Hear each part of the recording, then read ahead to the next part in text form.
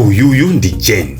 Anapanga ukwati yekha ndi kutanthauza anapanga wedding yekha, kuvekedwa mphete yekha, you may kiss the bride yekha, ndikumakakhalanso yekha kwawo konso.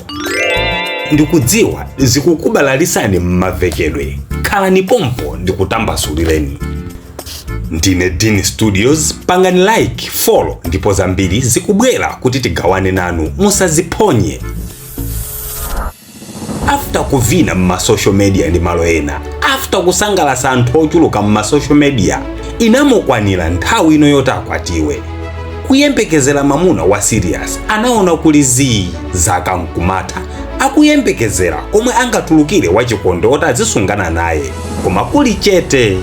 Nanga ndichite kulengezesa mpaka pa radio nkhani yoti ndikufuna banja? Mtima wanga dekha, ine siwoyamba kusakhala pa banja. Mzimayiyu anadikira mbali inayi kumasangalasa abe anthu pa social media mpaka anakwana zaka 31. Apano mzimayiyu ndipomwe anatutumuka kuti banja lili patali kupezeka, ndipo amunafe ndi anthu osakhulupirika. Iye chomwe ankakhala akusilira pa moyo wake onse ndiko kupanga ukwati woyera. Koma tsoka ilo kulibe olo ndi mmodzi obwera kuzapanga propose banja sikanayu.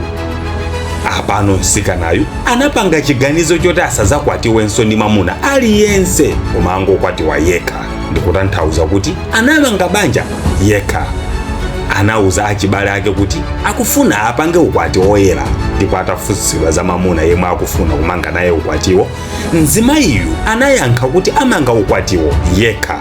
Makolo ena anachimvesesa ndipo anamupanga support za ukwatiwo. Unachitikadi. Ukwati unachitika ndipo anali ndi bridal party muja ukwati ukhalira. Anaziveka ring. Abusa anadalisa ndipo iye analengeza zoti kuyambira lero ndine wokwatira. Iye ati moyo wake ndi wokondwa kwambiri ndipo ndi wosangalala popanda mamuna, ndipo mamuna tata abwere kuzamfusira kuti akufuna banja sizingatheke kubwera kamba koti mkazi samakwatiwa kawiri. Mukuti bwanja nzanga za ichi. Uyuyu ndi mzimayi wa ku America. Share this. I invested in me as your friend. I now pronounce you a married woman. You may now kiss yourself.